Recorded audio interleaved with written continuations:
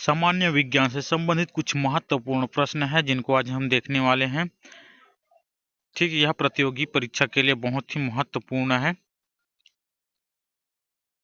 देखते हैं, फर्स्ट प्रश्न है, स्वास्थ्य बालक में प्रति मिनट हृदय स्पंदन लगभग कितना होता है? बताइए, 50 बार या 72 बार या 112 बार या 150 बार। इनका सही जवाब रहेगा 150 बार। ठीक है, ऑप्शन डी 150 बार। स्वास्थ्य बालक में प्रति मिनट हृदय स्पंदन लगभग कितना होता है? 150 बार।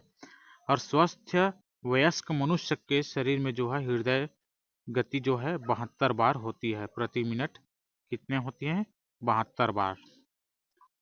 अगला प्रश्न है, वैद्य लोग नाड़ी दर से ज्वर या बुखार का पता लगाते हैं, प्रत्येक 1 डिग्री ताप से नाड़ी का स्पंदन कितना बढ़ जाता है? बताइए। वैद्य लोग जो है नाड़ी दर से ज्वर या बुखार का पता लगाते हैं, तो इसमें जो है प्रत्येक डिग्री ताप में नाड़ी का स्पंदन कितना बढ़ जाता है? इसका सही जवाब क्या रहेगा? Option C 10। नाड़ी स्पंदन कितना हो जाता है? 10 हो जाती है। नाड़ी दर जो है धमनी से नापा जाता है।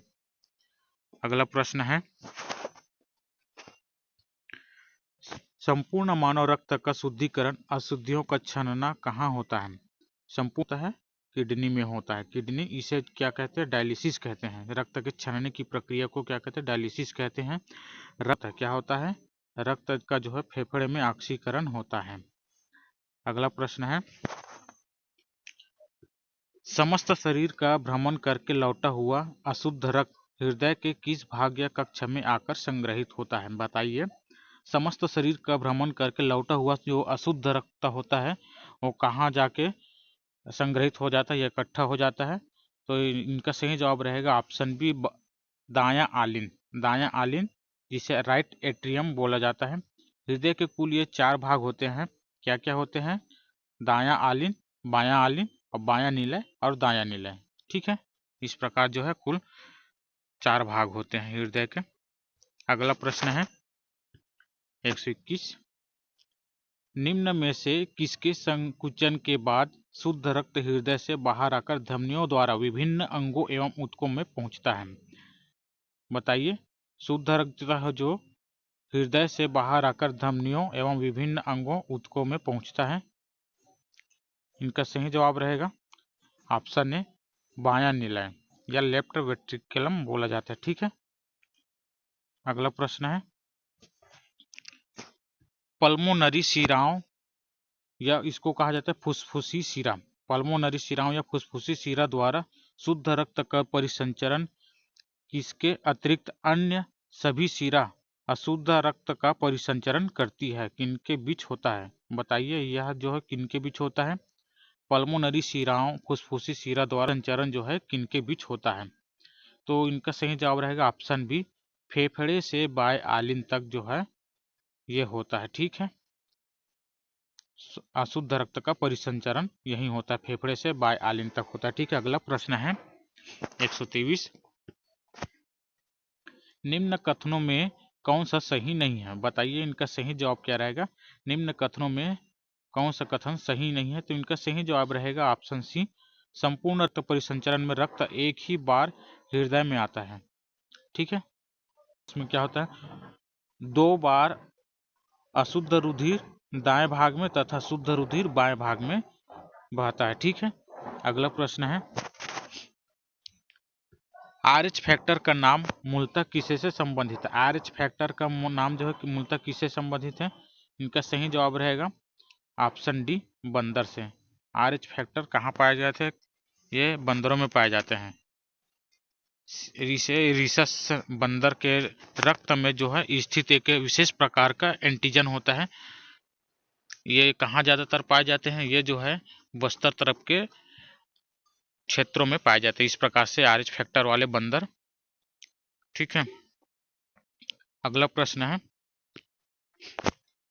मानव मस्तिष्क निम्न में से किसका भाग है? मानव मस्तिष्क जो है केंद्रीय तंत्रिका तंत्र का भाग होता है। ठीक है, मानव मस्तिष्क किसका भाग होता है? केंद्रीय तंत्रिका तंत्र का भाग मानव मस्तिष्क है। ठीक है, अगला प्रश्न है, मानव मस्तिष्क में बुद्धि, विचार, स्मृति, इच्छा शक्ति आदि का केंद्र कौन है? मानव मस्तिष्क में बुद्धि, विचार, स्मृति, इच्छा शक्ति आदि का केंद्र कौन है? तो इनका सही जवाब है ऑप्शन सी, प्रमस्तिष्क बोला जाता है। प्रमस्तिष्क यह सेरिबल हेमिस्फीयर से, यह जो है मनुष्य के मस्तिष्क का सबसे बड़ा भाग होता है। क्या होता है? मानव शरीर की सबसे महत्वपूर्ण ग्रंथि पीयूष ग्रंथि या पिट्यूटरी ग्लैंड कहाँ स्थित होता है? ठीक है, कहाँ स्थित होता है? पीयूष ग्रंथि कहाँ स्थित होता है? इनका सही जवाब रहेगा अग्र मस्तिष्क में स्थित होता है। मानव शरीर की सबसे महत्वपूर्ण ग्रंथि पीयूष ग्रंथि जो है अग्र मस्तिष्क में स्थित होता है। इसे क्या कहा जाता है? इसे मास्टर ग्रंथि भी कहते हैं। यह ग्रंथि मानव शरीर की सबसे छोटी ग्रंथि है। क्या है? मानव ग्रंथि की सबसे छोटी ग्रंथि है। यहाँ से वृद्धि हार्मोन एवं ऑक्सीटोसिन हार्मोन सहित कुल 13 हार्मोन स्रावित होते हैं। यहाँ से क्या क्या हार्मोन स्रावित होते हैं? कुल 13 प्रकार के हार्मोन से स्रावित होते हैं। इसे वृद्धि हार्मोन भी कहते हैं। ठीक है, अगला प्रश्न है, मानव मस्तिष्क के निम्न में से कौन सी ग्रंथि एक साथ अंतःस्रावी तथा बहिस्रावी दोनों तरह की कार्य करती है? मानव मस्तिष्क की कौन सी ग्रंथि जो है अंतःस्रावी एवं बहिस्रावी दोनों प्रकार का कार्य करता है? बताइए कौन सा रहेगा इनका सही जवाब? इनका सही जवाब रहेगा ऑप्शन सी, अग्नाशय। अग्नाशय या पैनक्रीज बोला जाता है। यह मुख्यतः एक पाचन ग्रंथि है, लेकिन इसके अंतःस्रावी अंग लैंगर हैंस की द्वीपिकाएं से हार्मोन्स इंसुलिन तथा ग्लूकेगान स्रावित होता है। क्या होता है? यह जो मुख्यतः अग्नाशय में स्रावित होती है, यह मुख्यतः एक पाचन ग्रंथि, क्या होता है? पाचन ग्रंथि है, लेकिन इसके अंतःस्रावी अंग जो है लैंगरहैंस की द्वीपिकाएं से हार्मोन्स इंसुलिन तथा ग्लूकोगान स्रावित होता है। ठीक है, अगला प्रश्न है, निम्न में से कौन सा हार्मोन लड़ो उड़ो हार्मोन कहलाता है? लड़ो उड़ो हार्मोन कौन सा कहलाता है? बताइए, लड़ो उड़ो हार्मोन कौन सा है? तो इनका सही जवाब रहेगा option C, adrenaline hormone. Adrenaline hormone जो अधिवृक्क ग्रंथि से उत्सर्जित होती है, इसको कहा जाता है लड़ो उड़ो हार्मोन। कहाँ स्रावित होती है? अधिवृक्क ग्रंथि से उत्सर्जित होती है एड्रीनेलिन। ठीक है, अगला प्रश्न है, मानव शरीर की कौन सी ग्रंथि नलिका विहीन या डक्टलेस होती है? मानव शरीर की कौन सी ग्रंथि जो है नलिका विहीन या डक्टलेस होती है? तो इनका सही जवाब रहेगा ऑप्शन बी, अंतःस्रावी ग्रंथि। ठीक है, अंतःस्रावी ग्रंथि, इसके स्राव को ही क्या कहते हैं? हार्मोन्स कहते हैं। अंतःस्रावी ग्रंथि जो निकलते हार्मोन्स, इसी को ही हार्मोन्स कहते हैं। ठीक है, अगला प्रश्न है, निम्न में से कौन सुमेलित नहीं है? कौन सा सुमेलित नहीं है ये बताना है। तो इनमें दिया गया है नर लैंगिक हार्मोन्स, टेस्टोस्टेरोन, यह तो सही है। नर लैंगिक हार्मोन्स में क्या पाए जाते हैं? टेस्टोस्टेरोन पाए जाते हैं। मादा लैंगिक हार्मोन में प्रोजेस्टेरोन पाए जाते हैं। मादा लैंगिक हार्मोन में क्या पाए जाते हैं? प्रोजेस्टेरोन पाए जाते हैं। और आयोडीन युक्त हार्मोन्स में थायरॉक्सिन पाए जाते हैं। क्या पाए जाते हैं? ये भी सही है, आयोडीन युक्त हार्मोन्स में थायरॉक्सिन पाई जाती है। अगला है, रक्तदाब नियंत्रण में सहायक हार्मोन का स्राव। रक्तदाब नियंत्रण में सहायक हार्मोन का स्राव कहाँ होता है जी? या इसका जो स्राव कहाँ होता है? अधिवृक्क से होता है, अधिवृक्क से। ठीक है, तो ये गलत रहे। यहाँ क्या दिया है? अमाशय से दिया गया है, जबकि ये हार्मोन कहाँ से स्रावित होती है? अधिवृक्क से स्रावित होती है। ठीक है,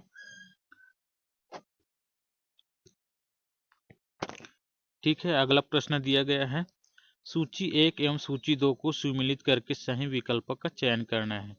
ठीक है, सूची 1 में क्या दिया गया है? रोग दिया गया है। सूची 2 में दिया गया है उत्तरदायी कारक, मतलब जिससे होने वाला रोग है। ठीक है, फर्स्ट दिया गया है मलेरिया। तो मलेरिया किससे होने वाला रोग है? मलेरिया जो है प्रोटोजोआ से होने वाली रोग है। ठीक है, ये सही रहेगा। और ऑप्शन बी में दिया गया है पोलियो। पोलियो किससे होने वाला रोग है? पोलियो है विषाणु से होने वाला रोग है। पोलियो किससे होने वाला रोग है? विषाणु से। तो इनका क्या रह जाएगा? और तपेदिक ये जो है जीवाणु से होने वाला रोग है। तपेदिक किससे होने वाला रोग है? जीवाणु से। और लास्ट डी दिया गया चौथा, दाद, दाद जो है फंगिस या कवक से होने वाला रोग है, तो इस पर सही सुमेलित हो जाएगा। मलेरिया जो है प्रोटोजोआ, ये सही है। पोलियो, पोलियो किससे होने वाला है, ये विषाणु, इनका ये हो जाएगा। तपेदिक, तपेदिक यह जो है जीवाणु से होने वाला रोग है। और ये दाद, दाद ये भी सही है, ये कवक से होने वाला रोग है। इस प्रकार इनका सही जवाब क्या हो जाएगा, ऑप्शन बी। ऑप्शन बी क्या दिया गया है, ये इनका सही जवाब हो जाएगा। ठीक है, अगला प्रश्न है, हीमोफीलिया रोग के संबंध में निम्न में से क्या सही नहीं है। क्या सही नहीं है पूछा गया है इस सवाल में। ठीक है, हीमोफीलिया रोग के संबंध में क्या सही नहीं है, तो इनमें दिया गया है, यह एक लिंग संलग्न आनुवंशिक रोग है। हीमोफीलिया क्या है, एक लिंग संलग्न आनुवंशिक रोग है, ये बिल्कुल सही है। ठीक है, ऑप्शन बी दिए गए, इसमें रक्त में WBC की कमी हो जाती है। हीमोफीलिया रोग होने से WBC मतलब श्वेत रक्त कणिकाएं की कमी हो जाती है, ये सही नहीं है। ठीक है, रक्त का थक्कर नहीं बनता है, ये हो सकता है। रक्त का थक्कर नहीं बनता है, ये हो सकता है। ठीक है, ये ऑप्शन बी ये गलत रहेगा। और ऑप्शन सी दिया गया है, अधिकतर पुरुषों में होने वाला यह रोग है, स्त्रियों के माध्यम से पीढ़ी दर पीढ़ी चलता है। ये हीमोफीलिया रोग जो है ये भी सही है, ये भी ऑप्शन सी भी सही है।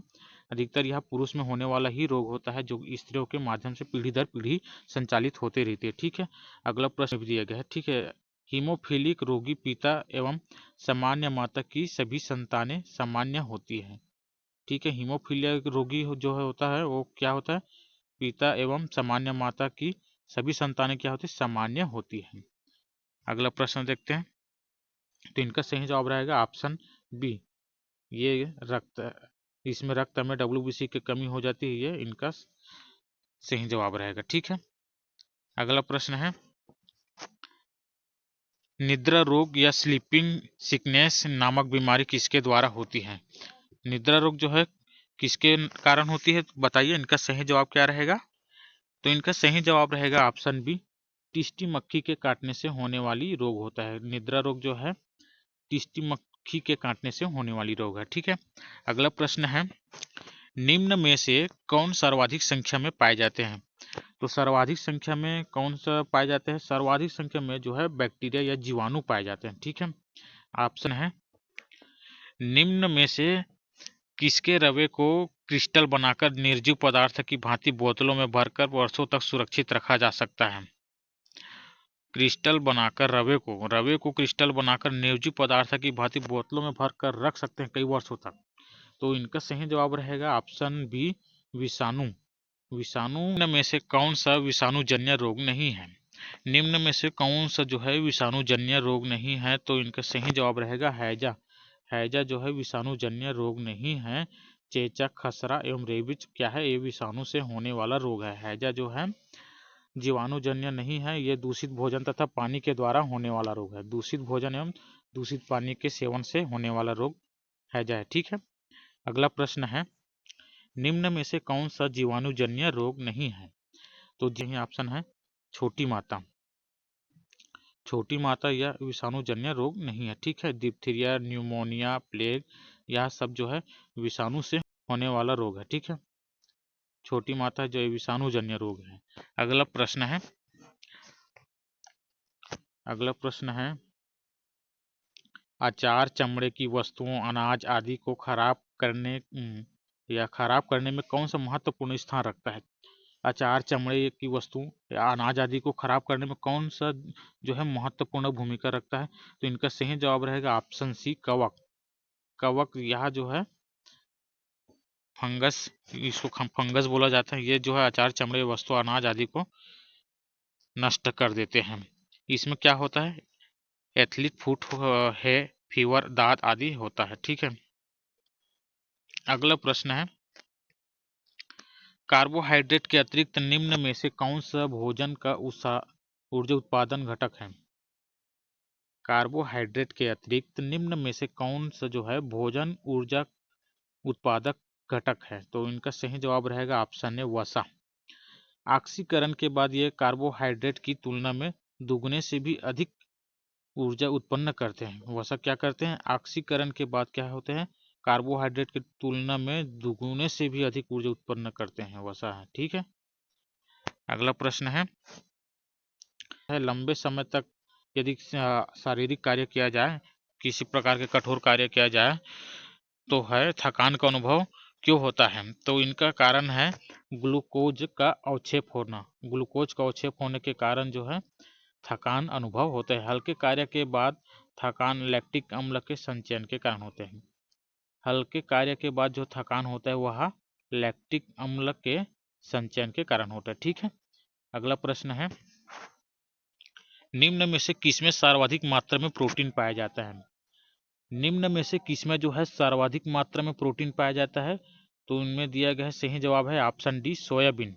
सोयाबीन इसमें जो है लगभग 42% जो है प्रोटीन पाया जाता है। मांस, मछली, अंडा, पनीर, दूध तथा दालों में भी प्रोटीन पाए जाते हैं। ठीक है, अगला सवाल है मानव शरीर के त्वचा तल के नीचे विद्यमान वसा निम्न में से किसके विरुद्ध अवरोधक का काम करती है? तो किसके विरुद्ध अवरोधक का काम करती है? इनका सही जवाब रहेगा ऑप्शन बी शरीर की ऊष्मा का क्षय। ठीक है, मानव शरीर के त्वचा तल के नीचे विद्यमान वसा जो है शरीर की ऊष्मा का क्षय का कारण अवरोध का कारण बनती है। ठीक है, जीरोप्थेल्मिया जीरोप्थेल्मिया नामक रोग किस विटामिन की कमी से होती है? तो जीरोप्थेल्मिया नामक रोग जो है विटामिन ए की कमी से होने वाला रोग है। इससे क्या हो जाता है, इससे जो है कार्निया सूखकर सूज जाता है। इससे क्या हो जाता है, कार्निया जो है सूखकर सूज जाता है। रतौंधी भी विटामिन ए की कमी से होती है। विटामिन ए की कमी से क्या होते हैं, रतौंधी रोग भी होता है। ठीक है, जिसमें मंद प्रकाश में नहीं दिखाई नहीं देता है। रतौंधी रोग होने से हमें मंद प्रकाश में दिखाई नहीं देता है। ठीक है, अगला प्रश्न है विटामिन के संबंध में निम्न कथनों में कौन सा सही नहीं है पूछा गया है। ठीक है, कौन सा सही नहीं है पूछा गया है। तो दिया गया है फर्स्ट ऑप्शन ए में ये स्वयं ऊर्जा प्रदान नहीं करते हैं लेकिन ऊर्जा संबंधी क्रियाओं का नियंत्रण करते हैं। विटामिन क्या करते हैं, ये सही रहेगा। ये स्वयं ऊर्जा प्रदान नहीं करते हैं लेकिन ऊर्जा संबंधी क्रियाओं का नियंत्रण करते हैं। विटामिन ये करते हैं। ठीक है, आप ऑप्शन बी में क्या दिया गया है विटामिन डी की कमी से सूखा रोग या रिकेट्स हो जाता है। विटामिन डी की कमी से सूखा रोग या रिकेट्स हो जाता है, ये भी सही है। ठीक है, विटामिन सी मुख्यतः खट्टे फलों में पाए जाते हैं। विटामिन सी मुख्यतः खट्टे फलों में पाए जाते हैं, ये भी सही है। विटामिन ए की कमी से पिलैग्रा नामक रोग होता है। तो विटामिन ए की कमी से पिलैग्रा नामक रोग होता है, ये गलत है। ठीक है, ये ऑप्शन क्या रहेगा, गलत है। विटामिन ए की कमी से क्या होता है, रतौंधी रोग होती है। इसकी कमी से जो है हमें मंद प्रकाश में दिखाई नहीं देती है विटामिन ए की कमी से। ठीक है, तो इनका सही जवाब क्या रहेगा, ऑप्शन डी इनका सही जवाब रहेगा। पिलैग्रा किससे होता है, विटामिन बी5 या नियासिन की कमी से होता है। इसमें त्वचा सूख जाती है। त्वचा क्या हो जाती है, सूख जाती है। अगला प्रश्न है हृदय की धड़कन को नियंत्रित करने के लिए निम्न में से कौन सा खनिज आवश्यक है? हृदय की धड़कन को नियंत्रित करने के लिए जो है कौन सा खनिज आवश्यक है? तो इनका सही जवाब रहेगा option B potassium. Option B को पोटेशियम, पोटेशियम को क्या कहते हैं, के। ठीक है, अगला प्रश्न है ऊंट बिना पानी के कुछ दिनों तक मरुस्थल में कैसे रह लेता है? ठीक है, तो ये प्रश्न बहुत ही आसान है।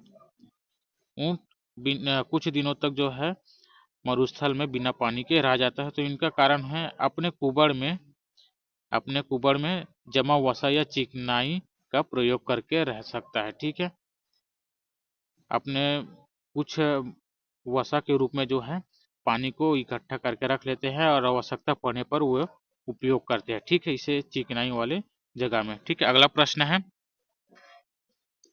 मेरस्मस नामक रोग किसकी कमी से होता है जी? मेरस्मस नामक रोग जो है प्रोटीन की कमी से होने वाला रोग है। ठीक है, मेरस्मस नामक रोग जो है किससे होती है, प्रोटीन की कमी से होने वाला रोग है। एक साल से कम आयु के बच्चों में माता के दूध के स्थान पर अन्य कम पोषक पदार्थ या खाद्य पदार्थ दिए जाने पर होता है। मेरस्मस किससे, और क्वाशिकोयर भी 5 साल तक के बच्चों में प्रोटीन की हीनता से होने वाला रोग है। क्वाशियोरकर भी क्या है, 5 साल तक के बच्चों में प्रोटीन की कमी से होने वाला रोग है। यह माता के दूध के स्थान पर कार्बोहाइड्रेट युक्त पोषक देने से होता है।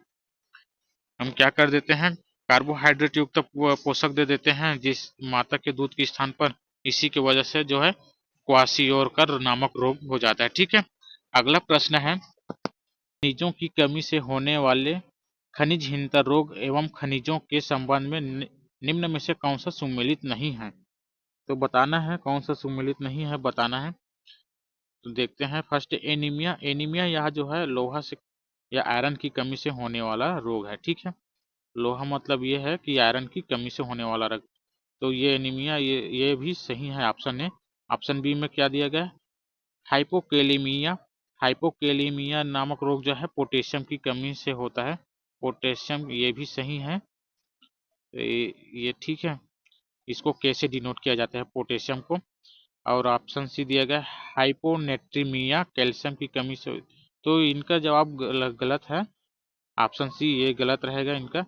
हाइपोनेट्रीमिया यह जो है सोडियम की कमी से होने वाला रोग है। किससे कमी होने, सोडियम। सोडियम को क्या से डिनोट करते हैं, Na से। ठीक है, अगला है डी, गलकन। गलकन आयोडीन की कमी से होने वाला रोग है, ये भी सही है। तो इनका सही जवाब रहेगा ऑप्शन सी, हाइपोनेट्रीमिया। यह जो है कैल्शियम की कमी से नहीं होता है, यह जो है सोडियम की कमी से होने वाला रोग है। ठीक है, अगला प्रश्न है, एंजाइम। एंजाइम के संबंध में निम्न में से क्या सही नहीं है, बताना है। ठीक है, एंजाइम के संबंध में कौन सा सही नहीं है। तो इसमें दिया गया है फर्स्ट, पाचन क्रिया केवल इन्हीं की उपस्थिति से संभव होती है।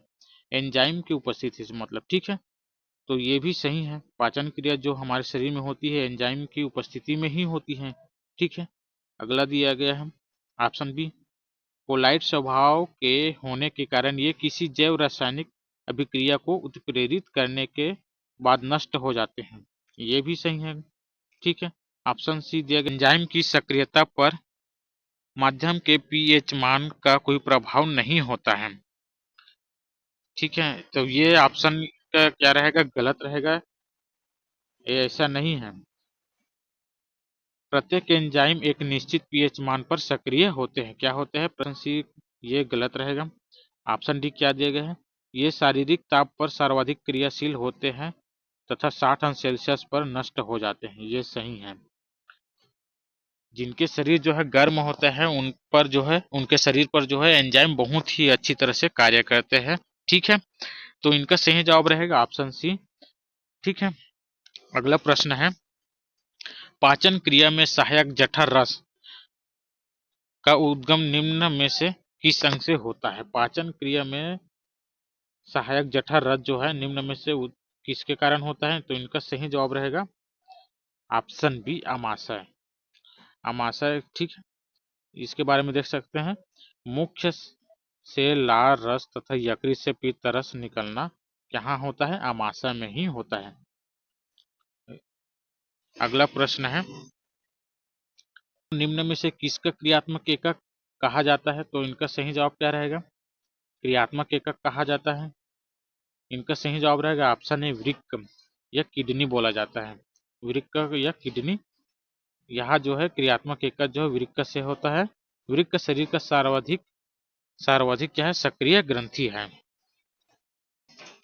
अगला प्रश्न है, डीएनए में निम्न में से कौन सा नाइट्रोजनी बेस नहीं होता है। तो इनका सही जवाब क्या रहेगा, इनका सही जवाब रहेगा ऑप्शन सी, यूरेसिल। यूरेसिल जो है ये नाइट्रोजनी बेस नहीं होते डीएनए में। ठीक है, दिए गए चारों नाइट्रोजनी बेस आरएनए में पाए जाते हैं। आरएनए में क्या क्या पाए जाते हैं, एडेनिन, ग्वानिन और यूरेसिल, साइटोसिन, ये चारों जो है आरएनए में पाए जाते हैं। जबकि डीएनए में यूरेसिल की जगह थाइमिन होती है। क्या होती है, यूरेसिल की जगह थाइमिन पाई जाती है। तो इनका सही जवाब रहेगा ऑप्शन सी। अगला प्रश्न है, मानव जीनोम प्रोजेक्ट, मानव जीनोम प्रोजेक्ट या एचजीपी के अनुसार सभी प्राणियों के डीएनए का कितना प्रतिशत भाग एक समान होता है। तो इनका सही जवाब रहेगा ऑप्शन डी, 99.9% जो है मानव जीनोम प्रोजेक्ट एचजीपी के अनुसार जो है सभी प्राणियों में डीएनए का प्रतिशत जो है 99.9% होती है। ठीक है, जीवों में डीएनए की केवल 0.1% भिन्नता के कारण उसमें भिन्नता पाई जाती है। भिन्नता कितने परसेंट? मात्र 0.1% में ही मानव में हम भिन्नता कर पाते हैं। अगला प्रश्न है, क्लोन एक ऐसा जीव है, क्या है? क्लोन एक ऐसा जीव है जो निम्न प्रकार से उत्पन्न होता है। तो बताइए किस प्रकार से उत्पन्न होता है क्लोन? तो ये गैर लैंगिक विधि एकल जनक है। ठीक है, गैर लैंगिक विधि एकल जनक है, मतलब इसको स्वयं मनुष्य जो है मानव निर्मित है, इसलिए इसमें किसी प्रकार का लैंगिक प्रकार का कोई क्रिया नहीं होता है। ठीक है, अगला है, और तो इसमें एक फैक्ट और जान लेते हैं। 1996 में इपान विल्मुट ने डॉली नामक एक भेड़ का क्लोन बनाया था। किसने बनाया था? 1996 में इपान विल्मुट ने जो है डॉली नामक भेड़ का क्लोन सबसे प्रथम बनाया था। ठीक है, अगला प्रश्न दिया गया है, इलेक्ट्रोकार्डियोग्राफ ईसीजी के अनुसार किस अंग से संबंधित रोगों का चिन्हित किया जाता है? बताइए, तो इनका सही जवाब क्या रहेगा? हृदय। इलेक्ट्रोकार्डियोग्राफ ईसीजी द्वारा जो है संबंधित रोग को चिन्हित किया जाता है, हृदय रोग। तो हृदय की धड़कन को किससे मापा जाता है? इसी से मापा जाता है, ईसीजी के माध्यम से, इलेक्ट्रोकार्डियोग्राम से। ठीक है, अगला प्रश्न है 157, निम्न में से कौन सा लक्षण जो है लिंग संलग्न नहीं है? तो निम्न में से कौन सा लिंग संलग्न नहीं है? तो इनका सही जवाब क्या रहेगा? ऑप्शन सी, दूरदृष्टि दोष जो है लिंग संलग्न नहीं है। ठीक है, अगला प्रश्न है, पीलिया रोग से मनुष्य का कौन सा अंग प्रभावित नहीं होता है? पीलिया रोग से जो है मनुष्य के यकृत या लीवर ये जो है प्रभावित नहीं होता है। इनमें पीला, वृक्क, जो अग्नाशय, ये सभी जो है पीलिया रोग से प्रभावित हो सकते हैं, किंतु जो है यकृत प्रभावित नहीं होता है। अगला प्रश्न है, ओस्टियोपोरोसिस रोग जो है मनुष्य का कौन सा अंग प्रभावित होता है? तो इनका सही जवाब रहेगा ऑप्शन सी, हड्डी। ठीक है, हड्डी, इसमें जो है मरीज की हड्डी की मात्रा, मजबूती एवं सघनता कम होने लगती है। इस रोग से ग्रसित होने का खतरा पुरुषों की तुलना में महिलाओं को 4 गुना होती है। ठीक है, ऑस्टियोपोरोसिस रोग जो है ये विटामिन डी की कमी से होने वाला रोग है। ठीक है, अगला प्रश्न है, सभी प्रोटोनों में 4 तत्व सदैव विद्यमान होते हैं, इनमें से कौन सा तत्व प्रोटीन में सदैव नहीं होता है? बताना है, इनका सही जवाब क्या रहेगा? ऑप्शन डी है सल्फर। सल्फर या जो है चौथा तत्व ऑक्सीजन है। कार्बन, हाइड्रोजन, नाइट्रोजन, ये चारों में से विद्यमान होते हैं क्या? सभी प्रोटोनों में 4 तत्व इनमें तीनों में पाए जाते हैं, किंतु ऑप्शन डी चौथा सल्फर में ये जो है चौथा तत्व ऑक्सीजन नहीं पाए जाते हैं। अगला प्रश्न है, आनुवंशिकी के जनक मेंडल ने अपने प्रयोग के लिए निम्न में से किसे चुना था? आनुवंशिकी के जनक मेंडल ने जो है अपने प्रयोग के लिए मटर को चुना था। ये बहुत ही आसान कर दिया था। ठीक है, अगला प्रश्न है 162, मनुष्य के रक्त में उपस्थित सामान्य शर्करा कौन सी होती है? मनुष्य के रक्त में उपस्थित सामान्य शर्करा कौन सी होती है? तो रक्त में उपस्थित शर्करा जो है ग्लूकोज के रूप में पाई जाती है। ठीक है, ऑप्शन ए इनका सही जवाब रहेगा। अगला सवाल है, डीएनए में कौन सी शर्करा उपस्थित होती है? DNA oxy ribose nucleic acid ये जो है उपस्थित होती है। ठीक है, अगला प्रश्न है, अगला प्रश्न क्या दिया गया है, पाचन क्रिया में सहायक अग्नाशय रस की प्रकृति कैसी होती है? तो बताना है, पाचन क्रिया में सहायक अग्नाशय रस की प्रकृति कैसी होती है? अग्नाशय रस की प्रकृति जो है क्षारीय होती है। ऑप्शन, अग्नाशय रस में जो है इसका पीएच मान जो है 7.6 से 8 तक होती है। यहाँ से जो है ट्रिप्सिन, लाइपेज आदि एंजाइम निकलते हैं। ठीक है, अगला प्रश्न है, सर्वाधिक प्रकाश संश्लेषण की क्रिया दृश्य प्रकाश के किस भाग में होती है? सर्वाधिक प्रकाश संश्लेषण की क्रिया दृश्य प्रकाश के किस भाग में होती है? तो इनका सही जवाब रहेगा ऑप्शन है नीला एवं लाल रंग में न्यूनतम होती है, हरा रंग में न्यूनतम होती है। ठीक है, अगला प्रश्न है संश्लेषण के संबंध में कौन सा सही नहीं है, तो देखते हैं। फर्स्ट ए में दिया गया है, इसमें प्रकाश ऊर्जा रासायनिक ऊर्जा में परिवर्तित होती है। क्या होता है? प्रकाश ऊर्जा है रासायनिक ऊर्जा में परिवर्तित होती है, ये सही है। ऑप्शन है क्या है? सही है। ठीक है, ऑप्शन बी में क्या दिया गया है? यह एक ऑक्सीकरण उपचय अभिक्रिया रेडॉक्स अभिक्रिया है, ये भी इनका सही है, ऑक्सीकरण होता है। ठीक है, अगला प्रश्न, अगला क्या दिया गया है? इसमें जल के प्रकाशीय ऑक्सीकरण से ऑक्सीजन उत्पन्न होता है। तो प्रकाशीय ऑक्सीकरण से ऑक्सीजन उत्पन्न होती है, ये इसमें हम क्या देखते हैं ना, लास्ट में ऑक्सीजन उत्पन्न मुक्त होता है, तो ये भी ऑप्शन सी ये भी सही रहेगा। ऑप्शन डी इसमें देखते हैं, स्नान के अभिगमन के लिए आवश्यक तत्व लोहा है, ये सही नहीं रहेगा, जबकि आवश्यक तत्व क्या होता है? क्लोरीन होता है। ठीक है, अगला प्रश्न है पारिस्थितिक तंत्र की खाद्य श्रृंखला को आरोही क्रम में व्यवस्थित करने में निम्न में से कौन सा सर्वोच्च स्थान पर होगा? अपघटक। ठीक है, पारिस्थितिक तंत्र में खाद्य श्रृंखला को आरोही क्रम में व्यवस्थित करने में सर्वोच्च स्थान रखता है अपघटक। अपघटक। ठीक है, अगला प्रश्न है देखते हैं, एंटीबॉडीज का संश्लेषण करती है, तो इनका सही जवाब रहेगा ऑप्शन बी लसिका तंत्र। लसिका तंत्र जो है एंटीबॉडीज का संश्लेषण करती है, लिम्फोसाइट का भी निर्माण करती है। एंटीबॉडीज क्या करते हैं? या लसिका तंत्र क्या करता है? यह लिम्फोसाइट का भी निर्माण करती है। अगला सवाल है कौन सा तंत्र शरीर में कैंसर फैलाने का कार्य करती है? बताइए कौन सा तंत्र है जो शरीर में कैंसर फैलाने का कार्य करती है? तो इनका सही जवाब है लसिका तंत्र। यह जो है कैंसर फैलाने का कार्य करती है लसिका तंत्र। इनके बारे में एक फैक्ट भी जान लेते हैं। कैंसर की शल्य चिकित्सा के दौरान जो है कैंसर युक्त अतिवृद्धि के समीप स्थित लसिका गांठों को भी हटाया जा सकता है। किससे? लसिका तंत्र से। ठीक है, अगला प्रश्न है मानव शरीर में कितने वृक्क या किडनी होते हैं? मानव शरीर में जो है 2 वृक्क या किडनी बोला जाता है। ठीक है, वृक्क को ही किडनी बोला जाता है, तो ये 2 होते हैं। ठीक है, सभी मनुष्य में 2 पाए जाते हैं। किडनी, यदि एक मनुष्य के किडनी निकाल लिया जाए तो मनुष्य एक किडनी में ही जीवित रह सकता है। ठीक है, अगला प्रश्न है हृदय से फेफड़े तक अशुद्ध रक्त ले जाने वाली स्वाहिकाएं क्या कहलाती हैं?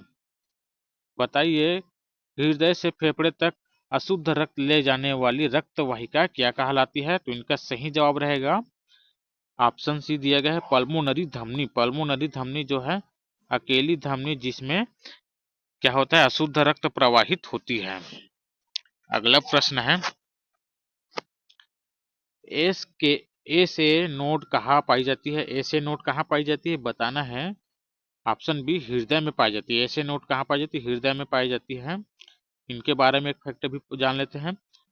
हृदय की कार्डियक पेशियों के स्पंदन संकुचन को हृदय स्पंदन कहते हैं या हार्ट बीट कहते हैं। ठीक है, हृदय की कार्डियक पेशियों के स्पंदन संकुचन को क्या कहते हैं? हृदय स्पंदन कहते हैं संकुचन को। ठीक है, और स्वतः चलित यह प्रक्रिया दाहिने आलिंद्र के ऊपरी भाग में स्थित ऊतकों के समूह से प्राप्त होता है। इन्हें ही ऐसे या साइनोएट्रियल नोड कहते हैं। ठीक है,